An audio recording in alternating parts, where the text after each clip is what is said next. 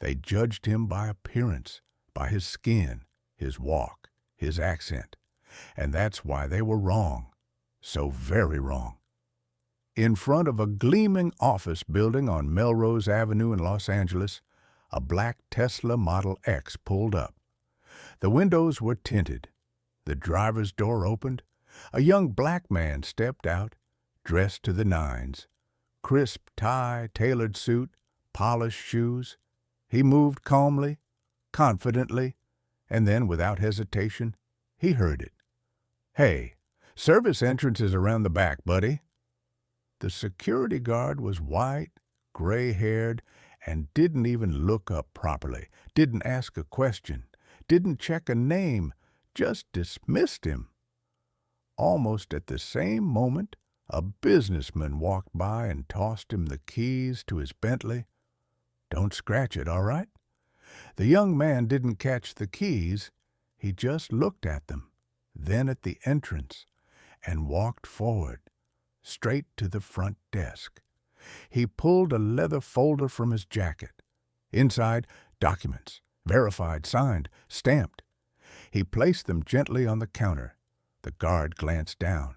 His face fell. Mr. Harper?" The man nodded. "Yes, Luke Harper. I own the building." Silence. Cameras stopped. Voices dropped. Someone dropped a clipboard. The man they thought was a valet owned the entire building. 6 years earlier, Luke Harper lived in the south side of Chicago, the kind of neighborhood that only made headlines for crime and poverty. He lived with his grandmother, Miss Rosie, a small woman with a straight back and giant heart.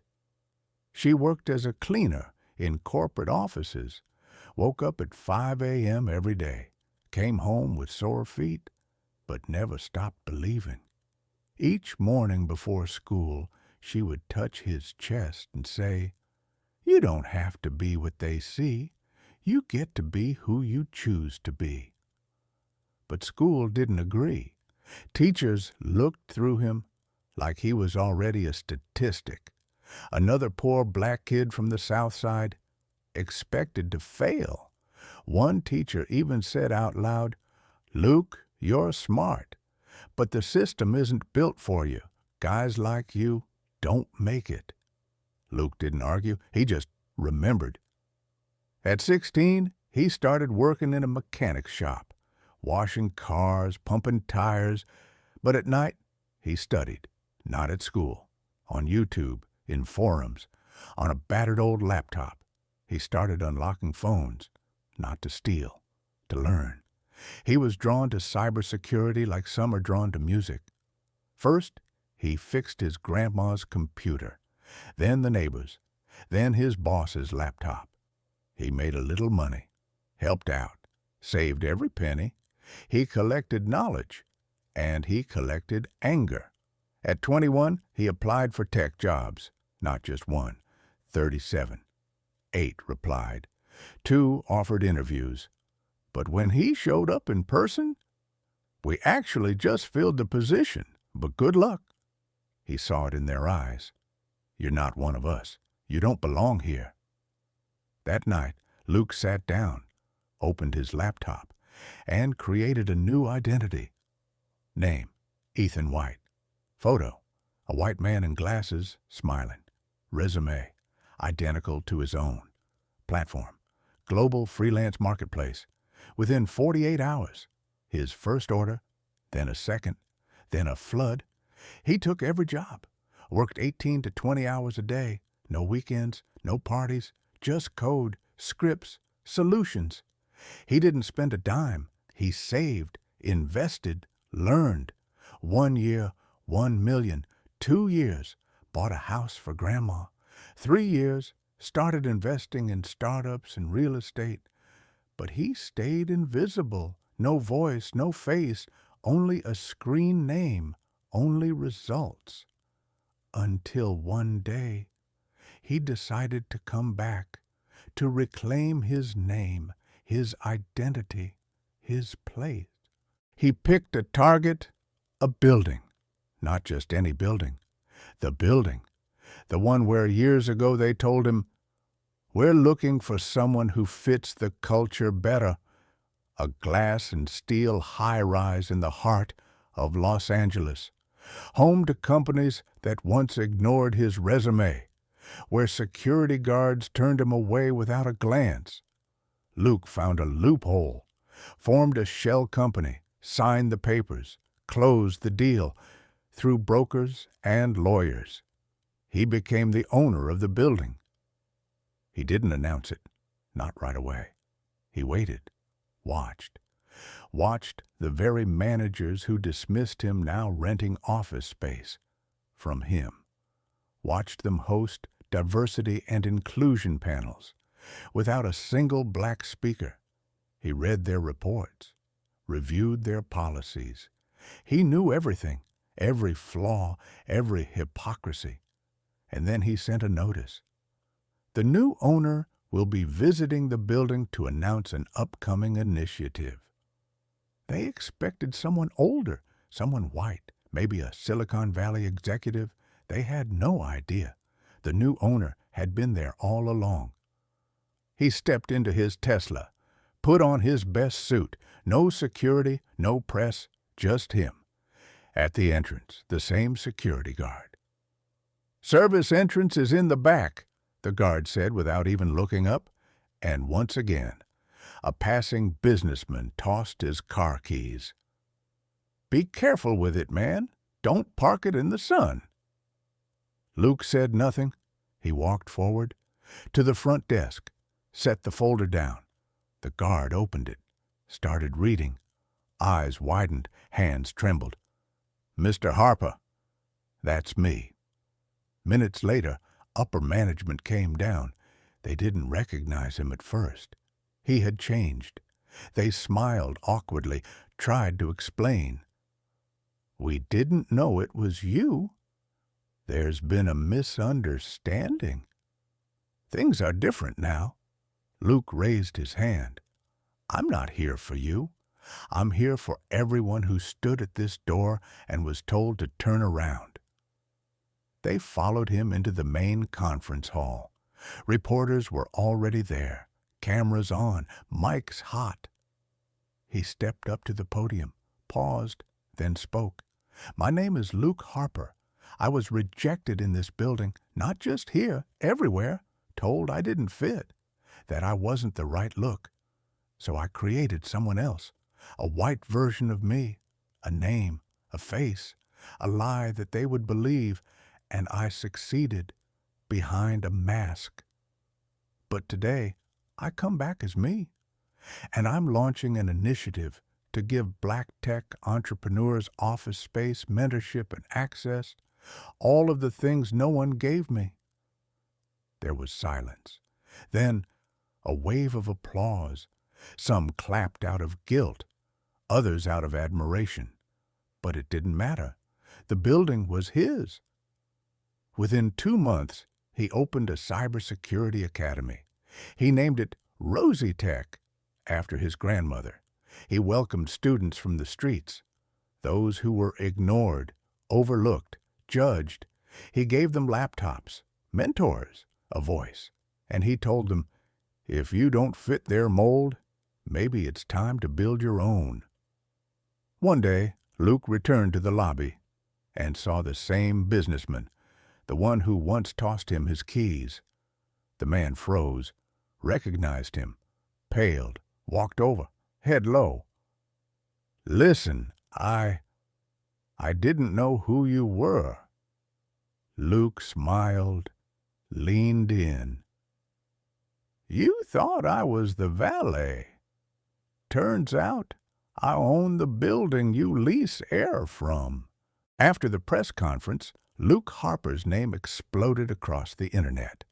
Headlines screamed, "From valet to visionary, the millionaire hacker from the hood. Rejected, then rich. Black tech genius buys out his bullies. Silicon Valley just got schooled." He became a symbol, a hero, an icon. He was invited to talk shows, CNN podcasts, TEDx. Oprah called personally. The White House requested a meeting. He only accepted some of them. Luke wasn't chasing fame. He was building purpose. But the spotlight came with pressure. Some media outlets turned. Why is he dividing startups by race? If he's so smart, why did he have to hide behind a white alias? Isn't this reverse racism? One afternoon, a well-dressed white man approached Luke after an event, smiled, polished, calculated. "Mr. Harper, I represent a private equity group. We'd like to partner with your program. You'd stay the face, the inspiration, but we'd manage the operations." Luke raised an eyebrow. "Why?" "Well, to avoid any, let's say, political missteps, keep things professional." Luke understood immediately. They didn't want to help. They wanted to control. Make him a figurehead, not a leader. He declined. And soon after, the blowback began. Former sponsors pulled out. Tenants canceled leases. Online articles questioned his legitimacy.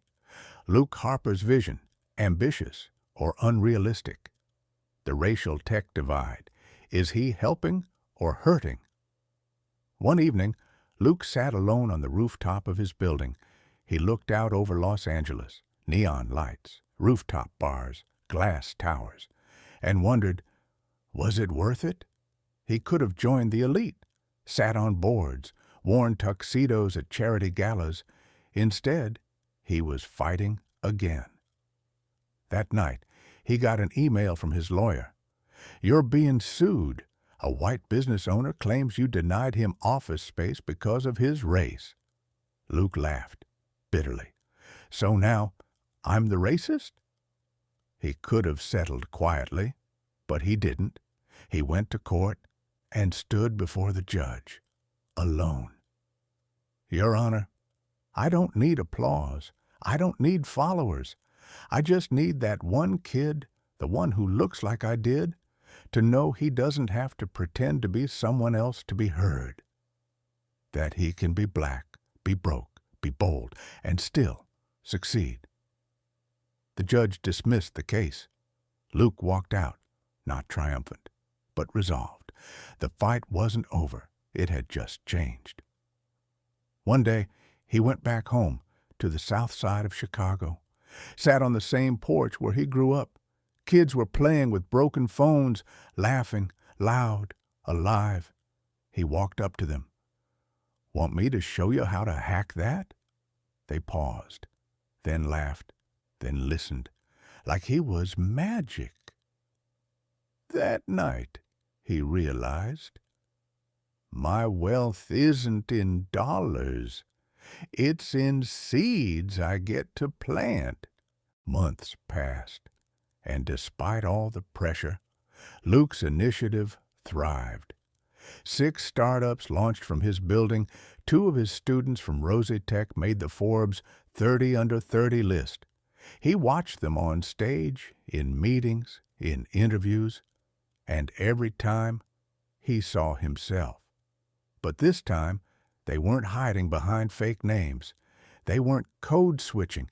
They were real and proud. One afternoon, during a workshop in his building, he heard a voice. Familiar, cold, smug. "Look at you now, all grown up."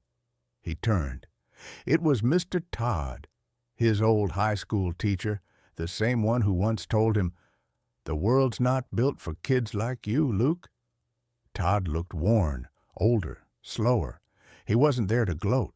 He was there to ask for help. Funding for an underfunded school program. His speech was sloppy, his tone shaky. Luke stared at him, silent, remembering everything. "You remember what you told me, Mr. Todd? That I didn't fit?" Todd looked away. "I was wrong. You proved me wrong." Luke shook his head slowly. "Number? I proved I was never the exception.